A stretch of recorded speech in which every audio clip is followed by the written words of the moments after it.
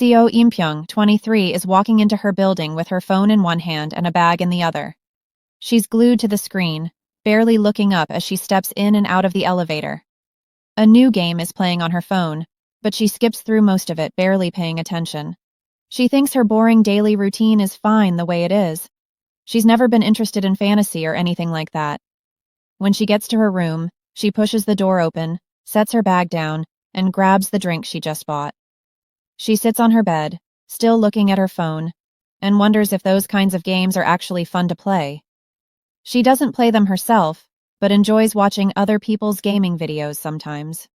As she drinks, her mind wanders, and she starts thinking about how her life might have turned out differently if she liked fantasy games more.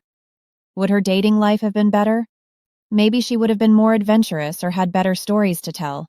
But then she shakes off the thought and decides nothing would have changed. Her life is what it is. She picks up her tablet and starts scrolling. Ads pop up, and one catches her eye, a shiny purple eggplant toy or decoration. She stares at it, thinking it looks so nice, the color totally her style. She wonders if it's a new product and thinks it's the kind of thing people would buy for a cute couple gift. Then it hits her and she laughs to herself. A boyfriend? What is she even talking about?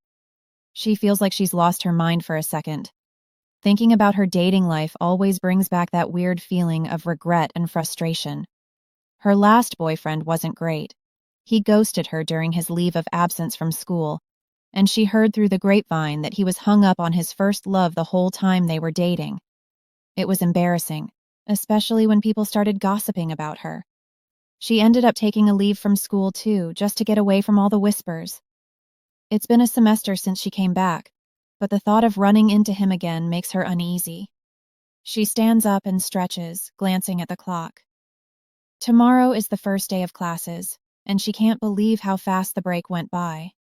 She just wants to graduate and move on with her life before there's any chance of that guy coming back to school. She sits back down with a sigh, thinking about how much easier things will be once she's out of here for good. The next morning, Eunpyeong is on her way to campus. She's walking along the sidewalk when a bus pulls up, and a familiar face steps off.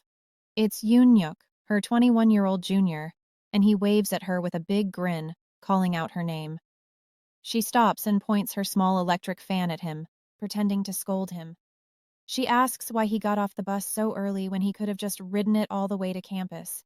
He shrugs and tells her he wanted to walk with her instead. Then he grins and adds that so many people's ideal type is someone sweet and caring like her. She laughs, calling him Mr. Yoon, and jokes that her ideal type is Mr. Unicorn. They start walking together toward campus, chatting as they go. He asks her how she's been since the end of last semester, and she says everything has been the same. He looks at her and says that's a bit of a shame, like he was expecting a more exciting answer. When they reach the classroom, they step inside, and the mood shifts instantly. Everyone turns to greet Nyeok, calling out his name, waving at him, smiling. He answers every single greeting with that friendly smile of his, like it's the easiest thing in the world. Eunpyeong stands to the side, watching it all unfold. Only one person bothers to greet her, and it's quick, almost an afterthought. Meanwhile, Nyeok seems to light up the whole room with how outgoing and likable he is. A girl waves him over and asks if he'll sit beside her. She's leaning in, all smiles, and even asks if he's planning to go to the opening party later.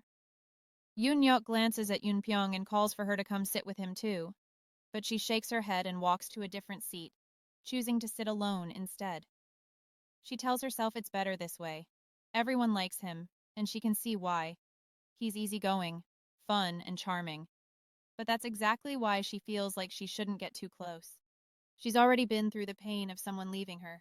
She knows how lonely and terrible it feels, and she doesn't want to make the same mistake again. Later, during the break, the two of them are sitting outside together eating lunch. He hands her a can of coffee and casually asks why she didn't sit with him earlier. She smiles and says she did sit beside him, just not too close. She adds that she's Korean, so naturally she likes sitting in the corner. He chuckles and tilts his head, asking her who she likes more, the corner or him. Before she can answer, He leans in slightly and says he likes her way more than any corner, and it's disappointing that she doesn't feel the same. She frowns and tells him to stop making that face. He laughs again, but says she shouldn't keep running away from him so much.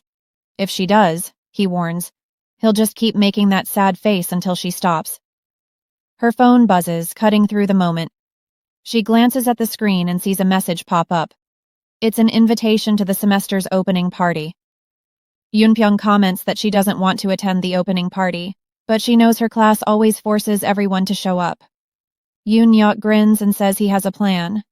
He explains that he'll go first, eat a lot, and then pretend to be super drunk and throw up. She stares at him, asking if he means throwing up on her. He laughs and says no, but if he does that, she'll have a good excuse to leave early. She raises an eyebrow and asks if it'll get to the point where she'll have to carry him home. He smirks and says he'd love that. Later that night, the party is in full swing, and Eunpyeong finds herself walking toward the building. She's trying to keep to herself, but as she walks behind the building, she spots a group of guys standing around. The male lead is among them, leaning casually against the wall with a cigarette in his hand. The moment they see her, they quickly hide their cigarettes, their movements awkward and suspicious. They greet her in this stiff, guilty way, and she can't help but laugh. She tells them they don't need to greet her like that. She's already seen what they're doing. The male lead, still with his hand behind him, looks at her and says he thought she wasn't going to come since it was already so late. She hesitates for a moment, conscious of the faint smell of cigarettes in the air, and wonders if her own hands would smell like that if she stayed too long. It's not a scent she likes. She brushes it off, saying a friend invited her out for a bit and that she won't be staying long. Inside the hall, the party is packed, the noise of laughter and music filling the space. Eunpyeong steps in, scanning the room for familiar faces. As she walks, she can feel people glancing at her and hears some of them whispering. Someone comments that she's so quiet and only talks to the male lead. The murmurs follow her as she moves, but she pretends not to notice.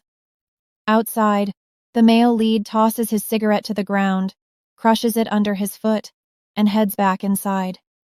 Eunpyeong finally spots her two friends waving at her from a table in the corner. They call her name and she heads over, slipping into the middle seat they've saved for her. One of them pushes a drink toward her and starts talking about how she's been thinking about taking a leave of absence. She wants advice on how to go about it since Eunpyeong has done it before. The other friend laughs and tells them to drink first, joking that at the end of last semester, Eunpyeong ripped into Professor Kim before she left. Eunpyeong sits there quietly, sipping her drink, only half listening to their chatter. Her attention keeps drifting across the hall to where the male lead is sitting with his group. They're all playing a loud, rowdy drinking game, and he seems right at the center of it, laughing and smiling like he's having the time of his life.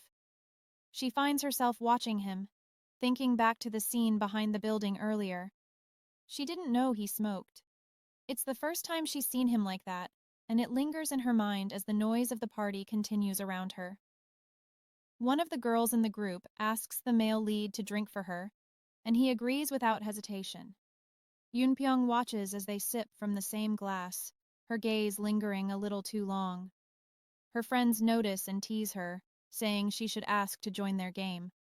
She rolls her eyes and asks why she'd do something like that, then tells them to just pour her another drink instead. They all laugh, raise their glasses, and toast before taking another round.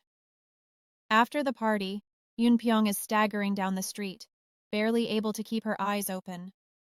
Her head feels light, her stomach feels worse, and she's regretting every drink she took. She had slipped out of the party, claiming she needed the bathroom, but really, she just couldn't handle the noise and the drinking anymore. She keeps wondering how the male lead and his friends could drink so much without even flinching.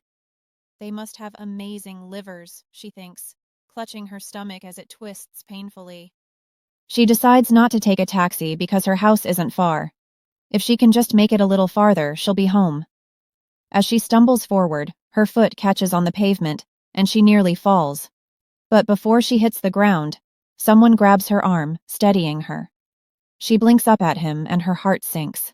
It's the male lead. Of all people, it just has to be him. She wonders why he's always there, why he keeps hovering around her like this. From the very first time they met, he's always found ways to stay close. She remembers how he introduced himself, saying they went to the same high school. Ever since then, he's tried to do everything with her, always sticking around even when she didn't ask him to. And once he had even told her straight up that he liked her.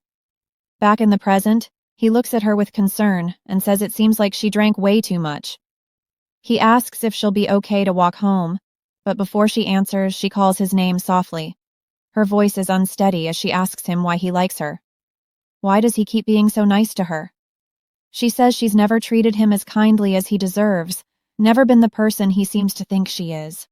Her words slur as she talks, and before she can say more, her knees buckle and she passes out. He catches her quickly, staring at her in confusion. This wasn't how tonight was supposed to go. He was supposed to be the one pretending to be drunk and throwing up, not carrying her home.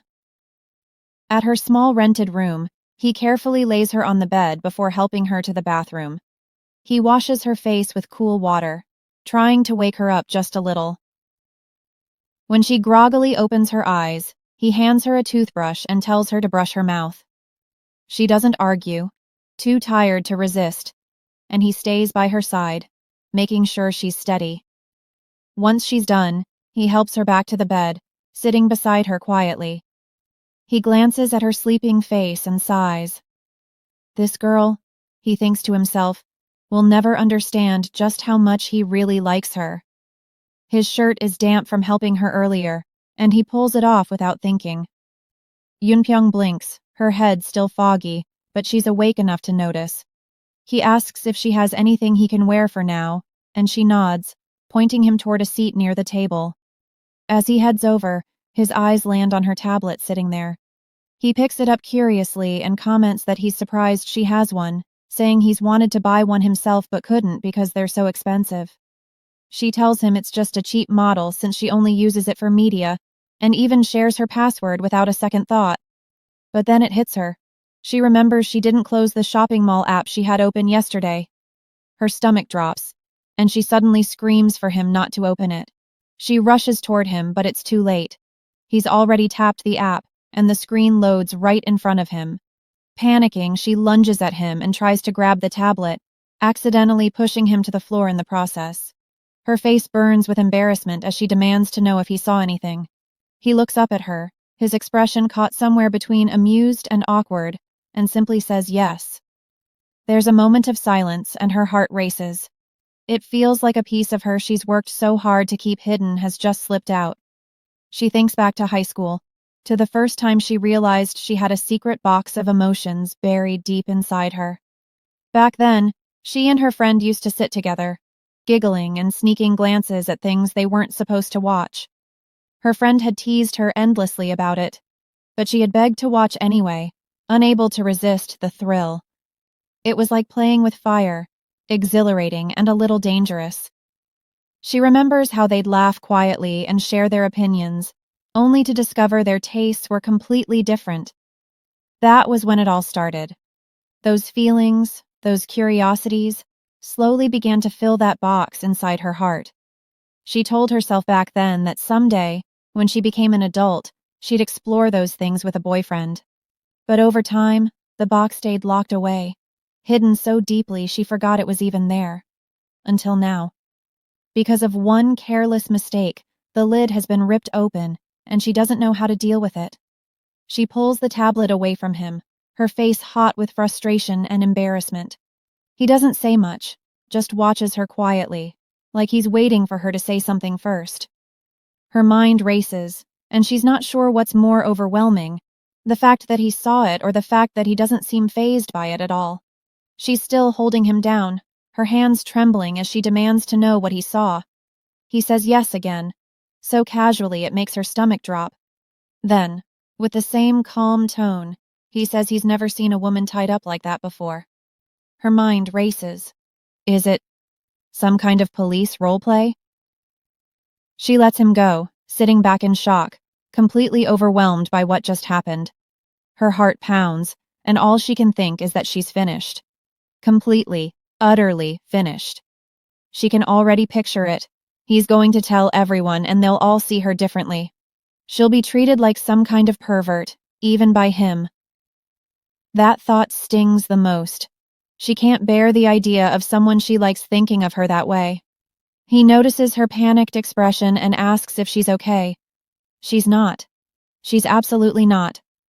She blurts out that her only option now is to wait until he goes to the military, then take a 3-year leave from school. He laughs, trying to calm her down, but it only makes her feel worse.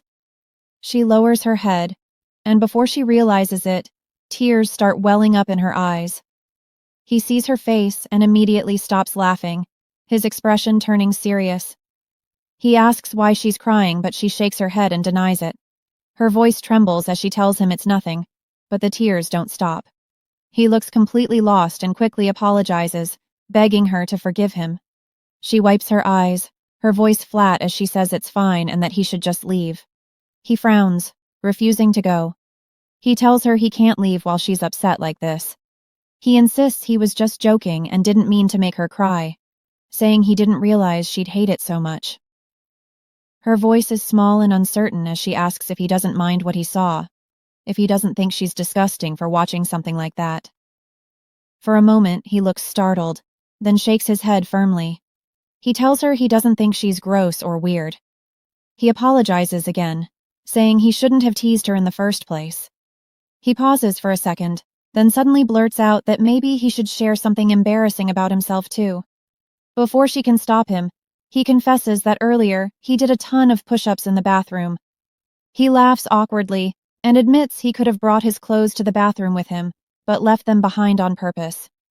He says he wanted an excuse to come out shirtless and maybe appeal to her.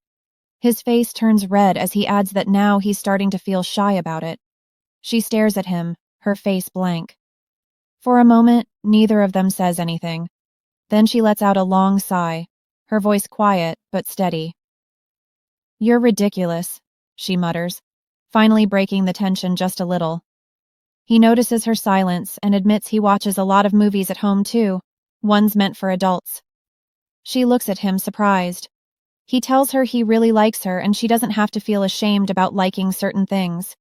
It doesn't matter to him, and he adds that it's part of who she is. Then he jokes, asking if she'd ever want to try anything like that in real life. She shakes her head quickly, saying no, and he laughs, saying he respects her preferences.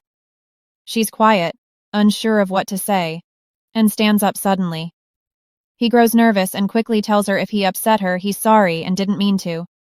She shakes her head, saying he hasn't upset her at all. Instead, she admits she likes hearing what he said. She picks up her tablet and tells him she has some clothes that might fit him.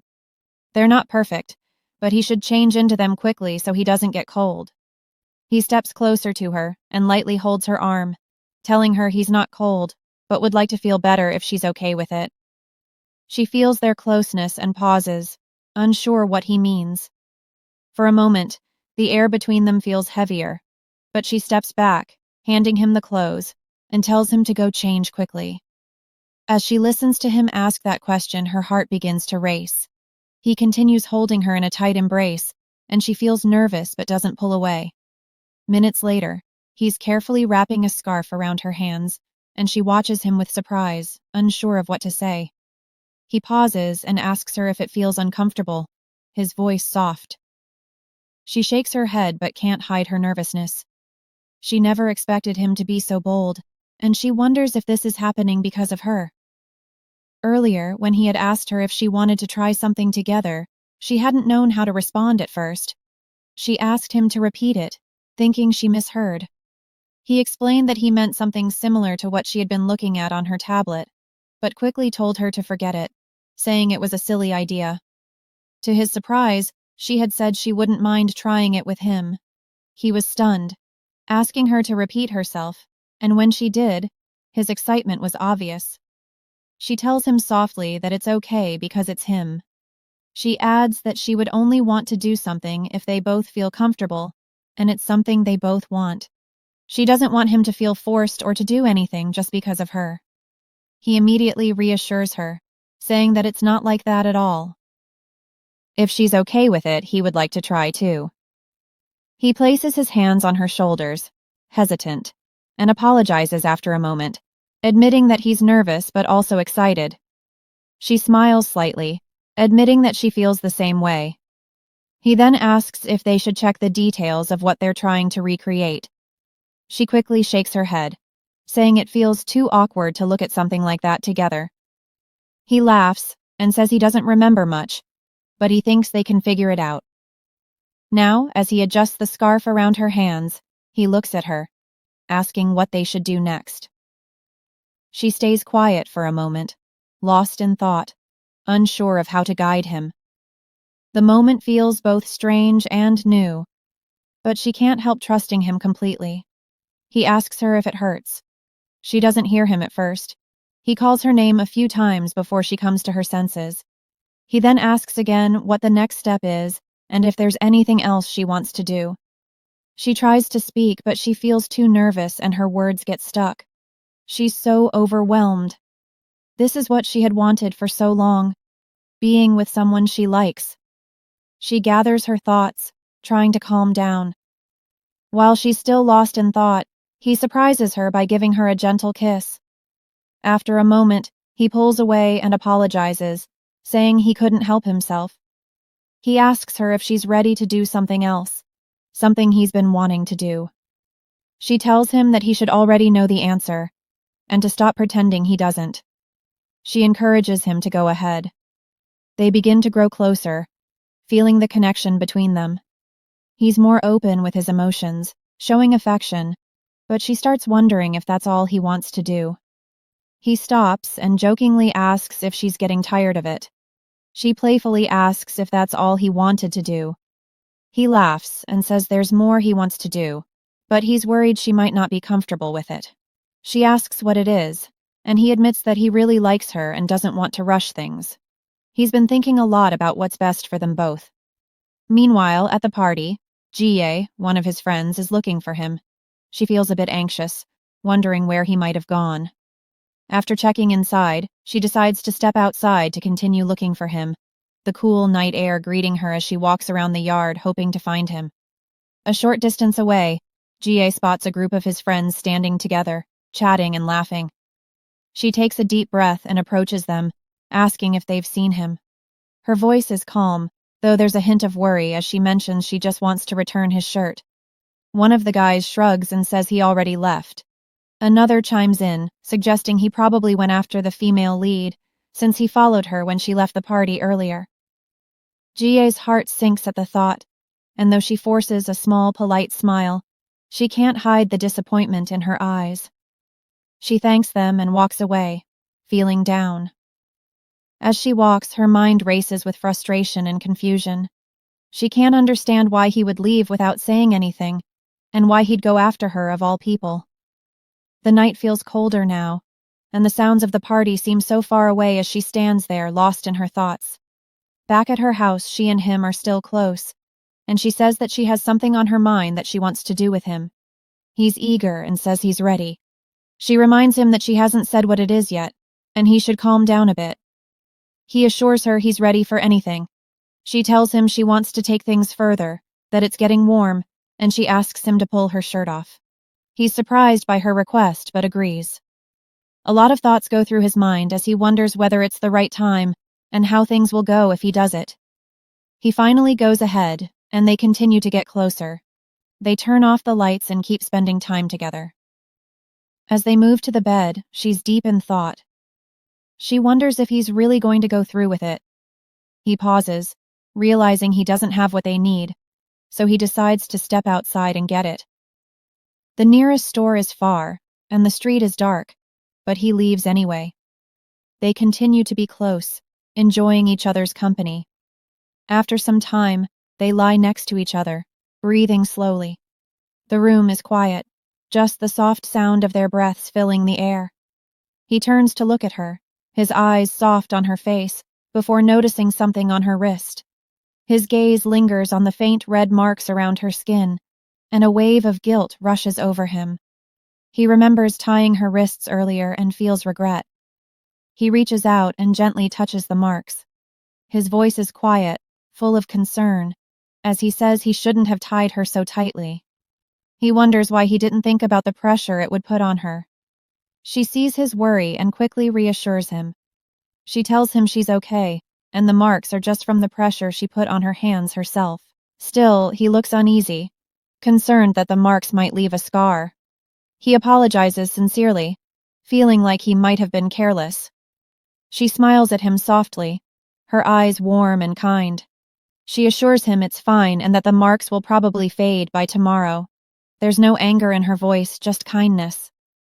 After a short pause, she admits she was a little worried earlier, wondering if he might start avoiding her after everything that happened. But instead, he's still there, right beside her. Her voice softens as she tells him how nice it feels to have him stay. He listens carefully, his face softening as he responds that he really likes being here with her too. His words are simple but full of meaning. They lie there in silence, comfortable with each other. Slowly, their hands find each other, their fingers intertwining. Time seems to slow down as they stay close, sharing warmth and trust, understanding each other in a way neither expected but both deeply appreciate. They don't need more words. Just being together in that peaceful moment is enough. The next morning, she wakes up to the smell of something delicious. She gets up and wonders where the smell is coming from.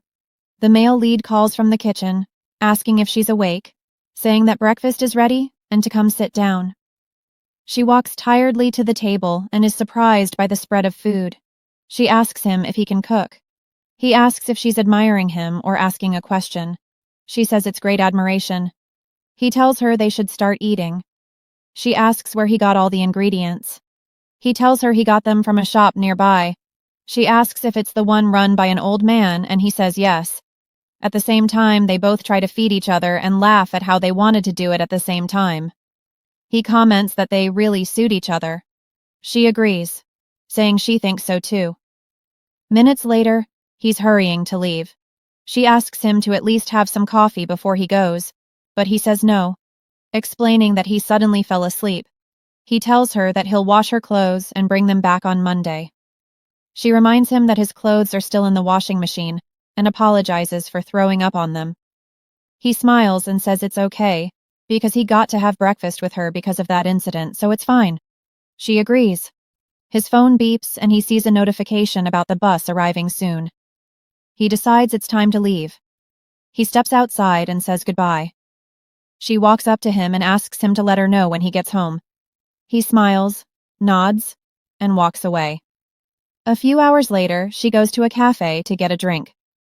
As she walks in, she's greeted by the salesperson, who turns out to be GA. She's surprised and asks if this is where GA works. GA replies that she works here on weekends.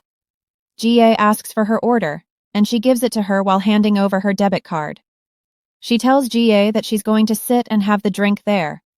GA takes the card, processes the payment, and hands it back, asking if she wants a receipt. She says no. GA seems a bit off and wonders if she came alone. She wonders if she wasn't with Nyeok last night. GA remembers that one of the male lead's friends had told her yesterday that the male lead probably left with her. Now she's confused about why the boy would say that. GA checks her phone and sees that the message she sent to him hasn't been read yet. This stresses her out. She realizes that she liked the male lead first. She wonders what's so special about the female lead. Meanwhile, she smiles and walks toward an empty seat. GA's supervisor walks over and notices her scrolling through her phone. She asks if Jai took the order from the girl, and Jai says yes. But since it's her first day at work, she couldn't prepare the drink, so she was just waiting for her to help. The supervisor asks if the drink is apple juice, and Ji wonders how she knew. The supervisor explains that the girl has been a regular customer since last semester. She offers to show Ji how to make the drink, asking her to pay attention. After a few minutes, the drink is ready. The girl takes a slow, happy sip, enjoying the warm comfort it gives her. As she sits quietly, her mind starts to drift back to the night before. She can't stop thinking about everything that happened. She never thought her story would unfold the way it has. Curiosity pulls at her, and she picks up her phone, hoping to see a message from him. The phone screen lights up, but there's no new message. He hasn't texted her yet. She wonders if he made it home safely. It's been 2 days since she last messaged him. She thinks back to that day, the last day of the semester. It was the day he told her how he felt. She still remembers the shock she felt, her heart racing in her chest. She didn't message him afterward because she thought it might be awkward. She thought they both needed some space, especially after such an emotional moment. But now, sitting there, she starts to wonder if she was wrong. He's always been the one who put in the effort. She feels a wave of guilt, realizing that maybe she pulled away too much and was too unsure of what she wanted. She feels really sorry for that. As much as she's been afraid of what a relationship might bring, she now feels a quiet determination to be better for him. She knows he deserves that much. She looks down at her phone again, hesitating for a second before deciding to take a small step forward. She opens her contacts and finds his name. Her fingers hover over the edit button. Changing his contact name feels like a small but meaningful gesture, something personal and sweet. She smiles softly as she types something special, something only she would understand. For a moment, she wonders if he would like it if she took a screenshot of the new contact name and sent it to him. Would he think it's cute or silly? Would it make him smile? The thought makes her heart feel warm. She then thinks about something she hasn't allowed herself to think about until now. Are they dating now? The thought makes her heart race a little. Nothing has been said officially, but something between them feels different, more certain than before. She puts her phone down for a second, letting out a soft sigh. Whatever they are now, she knows one thing for sure. She wants to try. She wants to be someone he can rely on, just like he's always been for her. And maybe, just maybe, this could be the start of something real. At the male lead's apartment, he stands waiting for the elevator. It isn't coming straight down. It stops on every floor, and he wonders if it's the delivery man. His phone's battery is dead, so he needs to charge it before he can contact her. He glances at the stairs, feeling impatient. He decides to take them instead. He runs up the stairs and finally reaches his door. As he opens the door, he announces that he's back. His mother asks if he slept outside, and he tells her that they had the semester's opening party, so that's how it ended up. His mother tells him that he's still too young for that and adds that his father went out fishing. She asks if he's eaten anything, and he tells her yes. He says he needs to go wash up first. He quickly rushes to find his charger and plugs in his phone, feeling eager for it to turn on. When it finally powers up, he sees a message from her. He feels happy that she messaged him first. He opens the message and sees a screenshot of how she saved his name, Unicorn. It suddenly clicks in his mind, and he remembers what she said the day before about her ideal man. He smiles, liking it a lot. He wants to reply to her, but then his eyes fall on a bag in his room. If you're eager for the next chapter, drop a comment expressing your interest in a part 2. Don't forget to subscribe and hit the notification bell to stay updated. Until next time, ciao.